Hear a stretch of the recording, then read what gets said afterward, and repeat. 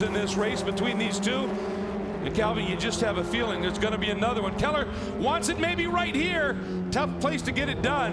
And you knew Kazmets was just coming across the bows. The trouble is, Greg, when you swing down the inside there and someone's taking that wide line, the person in front loses the car behind in their side view mirrors. You're not going to expect that move, so you've got to think about that. And in attempting that move and parking yourself inside like Keller did, look at what it cost him in these cars. It cost him a couple of lengths. He's got a huge draft down that front straightaway. Once those Formula Fords get up to their top speed, it really punches a hole in the air, and the car behind really feels that effect and just really gets onto the tail of them. There's another great battle. This is for fifth. That's Coelho now running in fifth as Sauce has gone by. So Coelho is fifth, then it's Oseth and the lone citation in the field.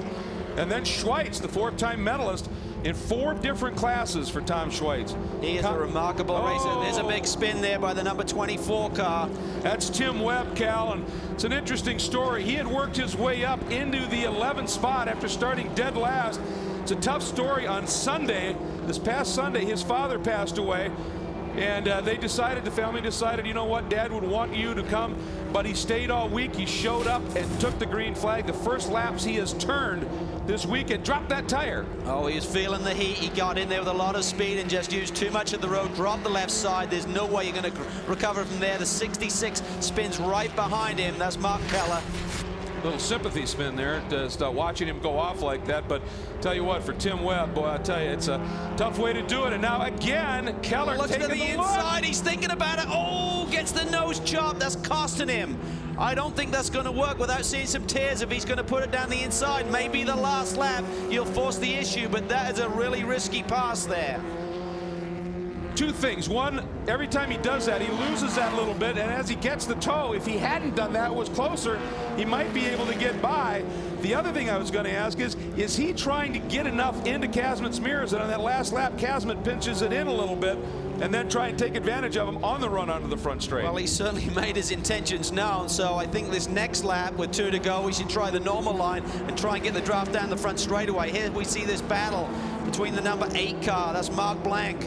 That's in the 15th spot right now, Cal. And of course, Mark Keller in the 66 was in front of him until he had that spin. So now he's trying to come back. And looks like he may be in a position to take that spot back. So the 66 of Keller, see if he can pull this off on Mark Blanc. Blanc gives him the inside line pretty easily there. He just dives down to the inside. They're going to be side by side. Further action right behind them. That's the 6. Oh, tight there. That was Stan Towns, that blue Swift. Close quarters action everywhere. Now Stan Towns going to dive down and try and get underneath Blank. These 2 guys raced together quite a bit. And not that moment there was Towns realizing Blank was going to come across. There we're seeing a great battle for 19th. Henry Rose. Getting by John Vlasis. And that is a Piper, which is a very limited build car as well. So we talked at the top about the great chassis in this. We're seeing it, a Swift and a Piper designed by Don Seaman Piper. That's where he gets the name. John Vlasis having a good run here as well. There are battles throughout this field, and here we see the battle up front. 1 to go. Keller has the draft. He has to move to the outside. I don't think that's going to work. Kazmets protects the middle of the road there. Ooh. Oh, Keller tries to turn in. They nearly touch. Kazmets was really smart. He didn't allow Keller to go to the inside line. Final lap, Keller is going to throw everything at it here. Kazmets looking with that wide entry, trying to get the exit here. There you see Keller floats out a little bit. Schweitz going to make the move on Oseth and pick up. I think that's going to be good for the 6th spot. He does get by with Coelho in front of these guys, so that is the battle for 5th, but that battle up front is intense for the gold. Treadway is in a comfortable 3rd right now, and here we go. This was huge. Out of turn 6, up into 7. Another drafting opportunity here, Cal, up to that very quick left, right, left. It is, but I don't think he's close enough to be in position to make the move. Here he comes. He's going to really try for it. I think Kazmets will protect. He will. Now, will Keller try and make one of those moves through that really tight, twisty section? Looks like Kazmets has it under control right now. He goes back to the middle of the road again, protecting that inside line. Keller gets a better exit through this corner. Now he's going to look to the inside. Kazmets protects. Kazmets exactly was ready for that one. Stayed to the inside now. We'll see if Keller is going to just try and straight line it when he gets down to 14. That may be his last shot. Oh, he swings out trying to get the drive. Oh, he pushed wide. It is going to be a drag race. He did carry speed. He did. He's got great speed. He's got he pulls some speed. over. He's got the momentum. Side by side to the line. He's got it. Keller pulls it off at the line. What a run. I tell you what, I wonder if Tony's missed a shift there. He had about 3 car lengths and Keller was out in the marbles. There's no way he should have got that shot off that final hairpin to grab the lead there. I have to think that something happened to Kazmets there on the run to the flag. All right, going to drop back, take a look at some of the battling going on that we have been following. There's the 66 of Keller, had that spin. That's the 8 of Blank. This is the battle for 14th. Then Towns. Then the 38 of Bangert as they head down to the final turn. 66. Keller has got just he had a great run out of that last turn, Cal. He did, and he just spreads that gap. Great run there to the checkered flag. Just a great battle there for position. That's what the runoffs is all about. You don't give an inch, whether it's for first, 10th, 20th on down. Superb Formula Ford race, but what a surprise there. Coming off that final turn, you would have had to think with the sprint to the start-finish line that whoever had the lead off the final corner would hold it to the flag. That didn't happen. I think you're right. It certainly looked like Kazmets had a little issue. Here's the number 81 now of Rose as he powers on. Now Vlas's got a good run. He's going to try and make the move. This is for 19th. Vlas's nose is in front. Almost see if he like can hold it at the line. He got it as well. That's exactly what Keller did to Kazmets, but further deep in the field. I mean, it'd be great to talk to those guys and see exactly what happened, but what a day for Chris Keller, because he is a rookie winning here on his first visit in one of the toughest categories. There he is. Wow, Chris Keller, and he has made the turn down into pit lane. What a great race. I mean, we had amazing number of lead changes, sometimes multiple lead changes per lap, and you've got the young shoe coming up and putting the move on and winning over one of the most experienced, talented drivers going in the business. And let's go back and take one more look at it as they come out of that turn, Cal. There you see Keller swings out wide. I thought Kazmets had it here because before they were making the pass. Much later, Kazmets realized he has an issue. Keller kind of gives him a wave like, what are you thinking, mate? But there's the finish line and Keller crosses it first. What a run, and Chris Keller has claimed the national championship.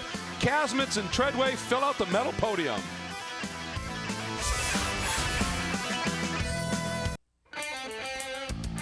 Well, everybody was talking that this Formula Ford race could be one of the best ever at the National Championships runoffs, and guess what? It lived up to the billing. Chris Keller, Kazmets, Treadway, Sauce, and Schweitz. Let's get right down to Justin Bell. Wow. Well, Chris Keller, please tell me that has to be one of the best races you've ever been in. You know, I can't say that it was the best race I've ever been in, but it was one of the closest races I've ever competed in. I mean, Tonis and you were back and forth, as you'll see. It makes for extraordinary viewing. I mean, it was very close. Yeah, well, these cars, they're very equal. It's a driver's momentum class, and it's all about keeping that rolling speed, and Tonis is a fantastic driver, raced me. But the funny thing is that you said you didn't, I just overheard you didn't even know that was the last lap. Well, you're going on every lap, so if it was that lap or the next lap, I was going to try to beat him to the checkered. And I'm sure you've got a big thank you to Neil for the car he builds for you. I mean, you've had an extraordinary year.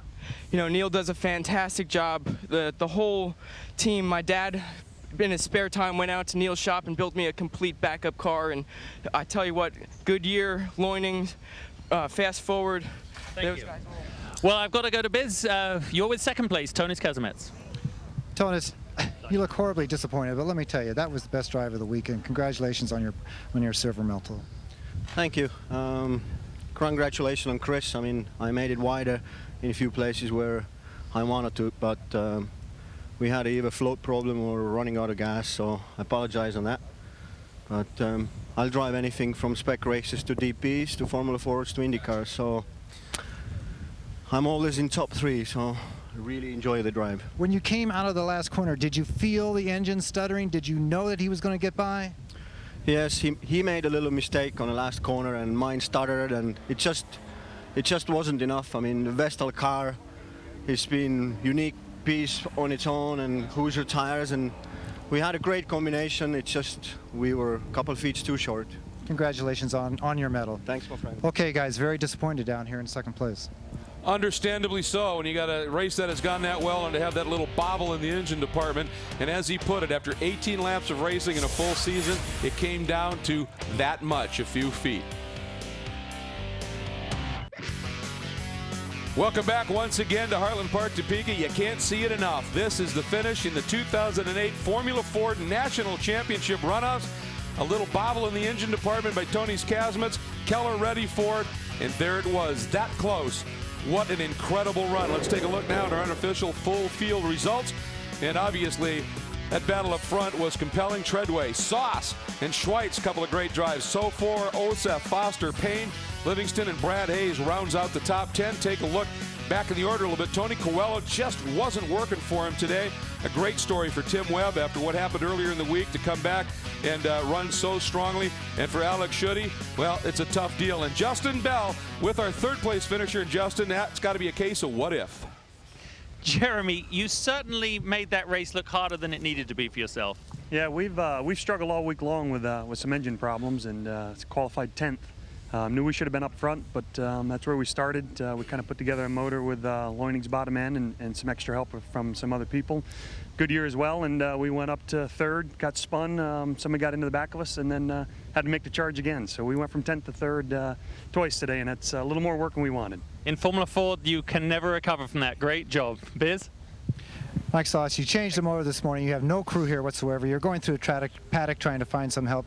Finishing fourth is not all that bad of a result. Well, just finishing has always been my problem. I haven't finished the last 3 or 4 years, so I'm really glad we finished. We'd had more time to work on the car, maybe make it a little faster if we hadn't had to change a motor. But I'd like to thank Scott Seegers and Bill Johnson and congratulations, mate, on a great effort. Yeah, thanks a bunch. Thanks. Good. Well, and I think that's one of the deals, Treadway. In these cars, had he been able to stay and get up to that lead pack, I think he could have run the speed. If you lose the draft, you're running on your own. You're just not going to run as quick. He could have been a player. Absolutely. I'd have loved to have seen all three of those guys running nose to tail. It was a classic race, but if Treadway had joined the mix early, it could have been really something special. But hats off to Chris Keller, the young rookie. He held it together here at Tunis. You could see the devastation in his face and in his voice. He expected to win this one. Mechanical problem got him at the end of the day. It was an amazing race, and we're so happy to be able to bring it to you. Hope you enjoyed it as much as we do, and I think it is worthy of an Al Pacino. Hoo-ha!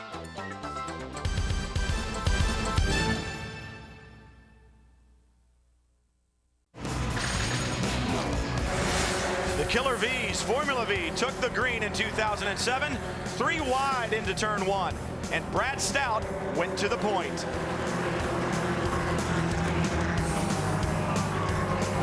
On the next lap, Michael Verisons dove past Stout for his turn up front.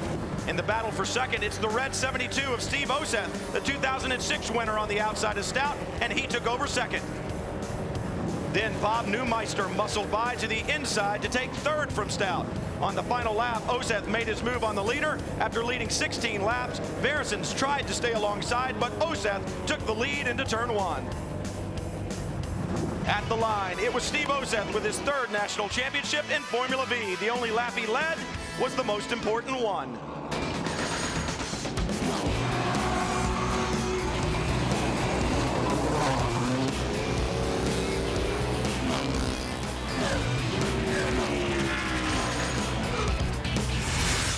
Every year at the SCCA National Championship runoffs, Formula V is one of those must-see races, and usually it comes down to a drafting duel. Michael Verisons has finished second the last 2 years in a row. Last year he had the pole and led 15 laps before falling to second at the end. This year he wants the top step of the podium. But to get there, he's going to have to get past this man, Brad Stout, who has 4 national championships to his credit. The last 2 seasons have not been good to him here at the runoffs, but he's changed tires and he's ready to go back to the front. Steven Dreisel looking for a good finish as well. He ran his highest second last year until a spin dropped him back to 12th, but he too will fight for the gold in the end. For more on Formula V, let's get to Dorsey Schrader. It's almost impossible to predict the winner of a Formula V race, but one thing you can predict is who will be in that front pack. Now, Bob Neumeister's no stranger there. He has won 4 times already this year on the way to the runoffs. Jeff Lawhead has won 5 times. He's run 5 different races, 3 seconds and a pair of wins there. Now, Stephen Davis, he's always in the front pack, too. He built a brand-new car this year, brought it here to the runoffs along with Old Reliable, and decided that the Old Reliable car is the one he likes best. He's been running that car since 1989. Watch for these guys to duke it out at the front of the pack today. Since 1964, drivers from around the country have done battle on some of the most famous road courses in North America, all in an effort to not only win their SCCA division, but also to earn a trip to the SCCA National Championship runoffs. And you do have to earn your way here.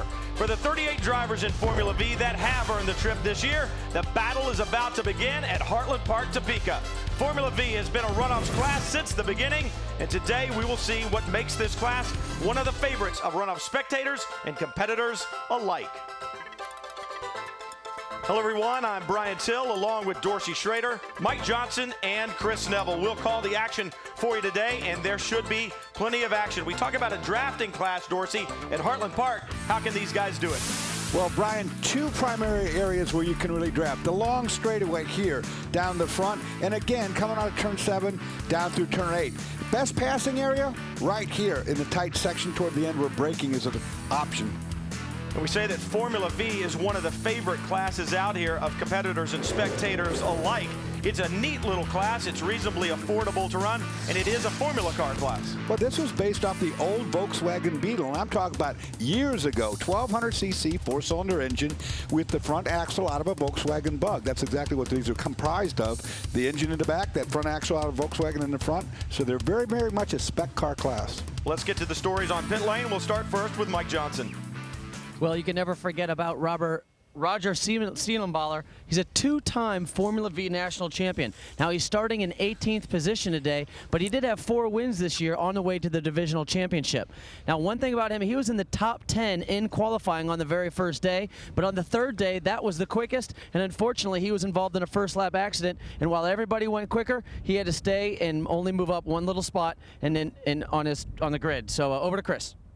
Lisa Noble, wife of 5-time national champ Bill Noble, makes her 17th start at the national championship. Now, most years, Lisa changes her number to the finishing position of her best finish at the runoffs. This year, she's number 7th after her finish from last year, but she is also starting 7th. Think Lisa's feeling a little bit lucky today? Maybe the stars are aligned here, Dorsey, and I know racers certainly believe in luck. I know you did, so do I. And right now, with this field about to roll off, it may take a little luck to come home with the crown. We've got national champions, divisional champions in the field. Formula V from the runoffs will be spectacular. Stick around.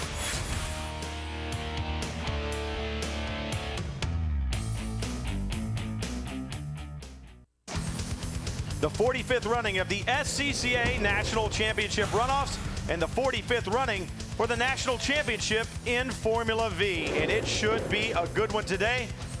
38 competitors taking times here in Heartland Park, Topeka, and Dorsey, 38 Formula Vs. It's going to be an exciting race, that is for sure. And we've got a lot of talent in this field. Well, there's so much importance on drafting here because these cars, very limited horsepower with 1200 cc's. So you'll see the guys that have been in this the longest will all work together. Brad Stout, Michael Versons, Bob Newmeister, Lawhead. You know, all these guys have been running this class for many years, and they know how to get the job done. 9 divisional champions, 1 champion from every division. They all showed up here to run for the gold. 4 former national champions. And speaking of 4, Brad Stout on the pole has 4 national championships in this class himself. Look through the top 10. 7 of the top 10 from last year are back this year and are filling the top 10 in qualifying. You look through the second 10 in qualifying, and you'll notice Roger Seebenaller down there in 18th position. He, too, is a former national champion. He's won it twice, back in 1999 and in 2000. Back-to-back wins for Seebenaller. So we heard about his problems earlier on. We'll see if he can move forward. Another look at some more of the competitors here, back through 21st through 30th, and a lot of talent back there as well. And then we'll have one more page of competitors here. Look for your favorite driver and cheer them on. It is going to be a good one for sure. Stories all up and down pit road today, and we have plenty of them. For more, we'll head straight down to Mike Johnson. Well, winning a Triple Crown is a huge achievement in itself, but how about doing it with your own chassis? Brian McCarthy, starting in 8th place today, is driving a car that he builds on his own. Now, as Dorsey explained earlier, everybody has to use the same VW suspension, engine, gearbox, and driveline, but his advantage is he's built a really slippery body. It was a rocket ship at Road America, and he expects that car to be just as quick here on the long straights at Heartland Park. Chris? Well, Dorsey, you were talking about all these cars having that VW engine within just about a horsepower of 2 of one another. Now, the one option a driver has is tire choice. They either choose a Hoosier or a Goodyear tire. But you look at the field, 32 of these 38 cars on Hoosiers and only 1 car in the top 10 on Goodyears. You talk to the Hoosier drivers, they say it's just a little bit better tire at Topeka. Topeka is an abrasive racetrack, and the Goodyear tire just gives up a little bit too soon in the race. You'll see these cars puffing smoke like you do right there on the 65. That's normal. That's the way they're set up. They're limited horsepower, so they really set the tolerances within the engine up very loose. Let them run loose. Talk about tire manufacturers. What about chassis manufacturers? They talked about Brian McCarthy, but there are at least a dozen different chassis manufacturers represented in this field. And you look at the cars stream through, you can tell they are very small, without a lot of horsepower. Aerodynamics is key. It's one of the reasons these cars draft so well, and they are about to get drafting here at Heartland Park as they come onto the front straightaway. Brad Stout leads the field down. They're already spreading their wings, and the green flag flies. We're racing, and Stout did not get a good start. And one of the guys, the drivers with his hand up back there, realizes that he might have jumped to start. Oh, look at this. Stephen Davis on the inside through the grass. Wow. Lucky he didn't collect somebody there. Once again, open wheel cars, if they get together, you can get airborne, but it was Jeff Lawhead, I believe, with the tremendous start, jumping to the front from his 4th place qualifying position. Brad Stout dropped back just a little bit. Well, some movement happened before the green, I can tell you that. We'll go back and look at the start, but there's cars that are moving out of line, and the green was not out. I know that for a fact. I have to see what the officials have to say about that. You look back down the front straightaway. There's the field. Nice and orderly. Brad Stout on the left side of your picture, right side of the track in that purple car. And you see Lawhead with a jump early on. Dreisler as well in the 04. Stephen Davis back here in 80. Watch him. He's the car that went through the grass up here in turn 1. Anyway, well, that's for the officials to call, but that was not the cleanest start I've ever seen. And now Stout back to 3rd on lap 1. Brad Stout, though, on those Hoosier tires, a Goodyear driver for many, many years. It was a difficult decision for him to change, but he said, they are so good, I couldn't do it any longer. I had to make the change, and he was on the pole by 0.4 of a second. And 0.4 of a second in Formula V is an eternity. The 05 with a Brian problem. McCarthy, and I think he is the guy that was going for the Triple Crown. He is, with problems on the start there, and now he's way off the pack and won't have any drafting partner, so he's done. Wonder if he missed a gear or lost a gear or something in that car. You see the lead that Jeff Lawhead has right now at the 08, it running in 2nd. That's Lawhead, I'm sorry. Now watch Brad Stout. It's Verison's with the lead, Dorsey. Yeah, Verison's has got the lead. Now I was going to say Brad Stout will probably just stay right behind because they need to catch back up to Verison's, but he didn't. He goes ahead and slingshots by. You wonder if Lawhead just somewhat let him go. These cars draft so well, it's almost like watching a stock car as Bob Neumeister moved past Steven Dreisler there. The blue of Neumeister, the yellow of Dreisler at the right side of your picture. Dreisler looking back on Neumeister there. Nothing doing this time around through turn 3. Dreisler with a good run going last year, in as high as 2nd, but had a problem in a spin and finished 12th. So wants to make amends for last year. It was Lawhead with the great jump at the start, but Dreisler, or I'm sorry, but Verison's a good run to get up there, and now looks like Brian McCarthy has made it back to pit road. And he was the only driver eligible for the Triple Crown. He'd already won the June sprints and his division. But his day is over at the end of lap 2, or lap 1, really. Field actually somewhat strung out for a Formula V race. You normally see him a little bit closer than this. However, these cars, we talk about the drafting, Dorsey, it seems like you can pick up a draft in one of these cars several car lengths back, 4, 5, 6 car lengths. Yeah, you can, because they're so underpowered, you know, and they're so equal to one another that they really can pick up a lot of draft to help easy. I talked about the suspension being stock Volkswagen on the front end there. So are the tires and wheel sizes. That's why these tires are so skinny, regardless who builds them, Hoosier or Goodyear. They still have to be the same width of the old Volkswagen Beetle tire. And of course, the wheels are the same that they had back back in the 1950s. Versen's out in front in his Vortec chassis, being followed by Jeff Lawhead, who runs second in a Vortec. Brad Stout in a Vortec chassis as well. Then Neumeister and Dreisler. Neumeister in a Vortec and Dreisler in a Vortec. So the Vortec chassis might be one of the more popular ones, but Versen's showing how it can be done right now in that Speed Sport chassis. I think Stout is starting to run him down, though. I think lap time that time were identical, 148.3s. So that's pretty close for you. Versen's has been second at the runoffs the last 2 years in a row. He had the pole in 07. Look at this battle. Bob Neumeister to the inside of the 08 of Jeff Lawhead. Lawhead going the wrong direction after that great start, and Dreisler all over the back of Lawhead now as well. He wants to work his way through. It seemed like perhaps that Neumeister and Dreisler had a little good drafting train going and were moving to the front, and they're starting to eat up the guys in front of them. Lawhead about to fall victim to Dreisler. Well, I'll tell you, all of that battling with each other is letting Brad Stout get away. You see Brad now in second place, trying to be really smooth now to try to run down Michael Versen's. And that's the thing you got to do in these cars. No sliding around. You got to keep them nailed to the track. But how much help is it going to be required to get Brad Stout there? Can you chase him down on your own, or do you need a little drafting help? Well, it would help to have drafting help, but you know, Stout was the pole sitter by 0.4 of a second, which is huge in this field of cars. When you talk about being smooth, that is absolutely key in these cars. But we already talked about the 05 of Brian McCarthy, the problems that he had. He's on pit road. We'll head down there with Mike. Well, Brian, no Triple Crown this weekend, but what happened to the car?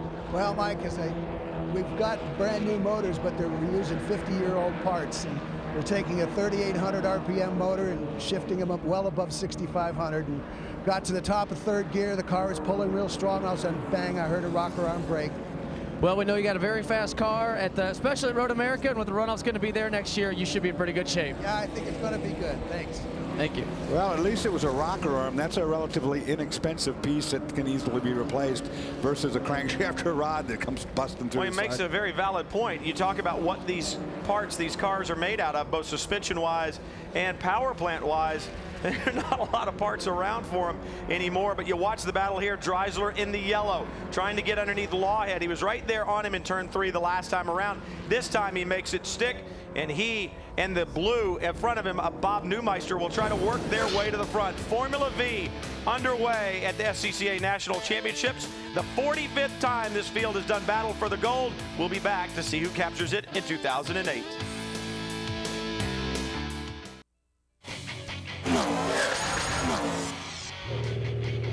Jeff Wilt has been competing in vintage racing for the past 10 years, but this is the first time he brings his craft to the runoffs. And Jeff, in motorsports, we all know the crew is the most important thing. Tell us about yours. Yeah, they are. They certainly are. We, as a family, do this all the time. My wife has done it with me solo. Both my kids are out of school this week, learning a little bit about economics and racing, etc. They've all crewed for me solo in the past. We're just glad to be up here at our first runoffs. It's been fun.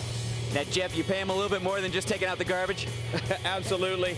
Both of them have extorted racing competition schools in the coming year as payback, and they're both looking forward to me crewing for them. Good luck this weekend. Thank you, Mike. Jeffrey Wilt's crew working hard there. Now, unfortunately, they're going to be working hard again because Jeffrey Wilt is on pit lane. Some type of a problem there, and once the bodywork comes off, well, first of all, if you come to pit lane at the runoffs, your day is pretty much done, but when the bodywork comes off, there's a big issue. Looks like you might have had some contact there. Or is that just how thin the bodywork is? I think that's just how thin the bodywork is himself. He's trying to get the body up off the top of the car for him, but they towed up here from Dallas, Texas, so hopefully they've had some fun during their week here. The battle for third is continuing to rage. Bob Neumeister over Steven Dreisler in the yellow, but the battle for the lead is picked up as well as they flashed by at the bottom of the screen. Dreisler trying to get past Neumeister. He wants to improve, but look at this battle for the lead. Brad Stout, inch by inch, has closed up, and now he definitely will be close enough for the draft. Yeah, switching over to Hoosiers tires is something that all of the Formula V competitors wish Brad hadn't have done, because now he's on equal par with what they have. And this guy, like you say, he's already won 4 national championships already. He knows how to do this. He was on the pole by 0.4, like I said, a huge amount. Now goes for the lead. The question is, as they run side by side through there, how much of that do you want to do at this point of the race? 4 laps in the books, working lap 5 right now. he must feel like he can get past him and pull away, because if you get in front of him and he's able to use your draft and he stays there until the last lap, you may give that position away at exactly the wrong time. I think it's so early in the race on lap 4 that Brad's going to feel this out. Go ahead and go up there and see how easy it is for Michael to get by him. Here's the slingshot and the pop out. He'll take the lead going into turn 1. Stout, one of the more experienced drivers in the field, side by side down the front straightaway. He'll have the preferred line, and I would imagine that Veressens will just let him go, drop in behind him, and try to lose as little time as they possibly can. Right, that's exactly what they're going to do now, Brian. The two of these drivers are going to play cat and mouse with each other and see how easy is it for me to be passed by him when he's behind me. How easy is it for him to do the same if I'm on the other end of the deal. Stout now has gotten past Veressens and really pulled out a fair amount just in those first couple of corners. The battle behind them continues to rage. We'll have to see if Veressens can use the draft to hold on, but Dreiser now once again all over the back of Bob Neumeister. Dreiser's best finish here was 6th in 2006. I said he ran as high as 2nd last year before problems put him back, but he would like nothing more than to finish on the podium. Great run going on, and at the back of that train is Jeff Lawhead. Chris? Well, I talked to Jeff Lawhead at the beginning of the race. He said there's going to be 2 keys to this race.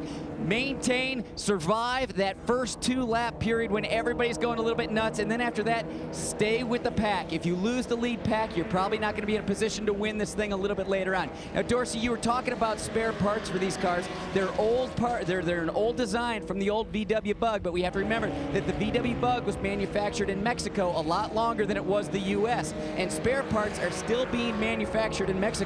So an old design, but some new parts are still coming across the border. Now, one question for you, Dorsey. It's blowing a gale out here. Very strong headwind going down the front straightaway. Tailwind going across the backside of the racetrack. What's that doing to gearing? Well, I think they're okay on gearing probably the way they are, but you're right, Chris. They'll probably lose 5 miles an hour up this front straight, and it makes it so important to draft. You see Michael Veressens right now drafting by Brad Stout. Brad will let him go just like the lap before and tuck back in, get that draft. On the back straightaway, it won't be quite as important. With a tailwind, you'll be able to get up to speed a lot better. The thing you got to remember is Brad Stout ran down Veressens from about 20 car lengths back or so, so I'd be real worried about that. That's Stephen Davis in the lead in the Racer's Wedge, the 80. That's one of the older design cars, and like in my piece I was telling you, he built a brand new race car this year, Brian. He ran it a few times, said, you know what, it's just not right yet. And so he brought both cars here, and that car debuted in 1989. And this is a great battle going on here. You see the 17, the red car at the front of the train right there. Rick Shields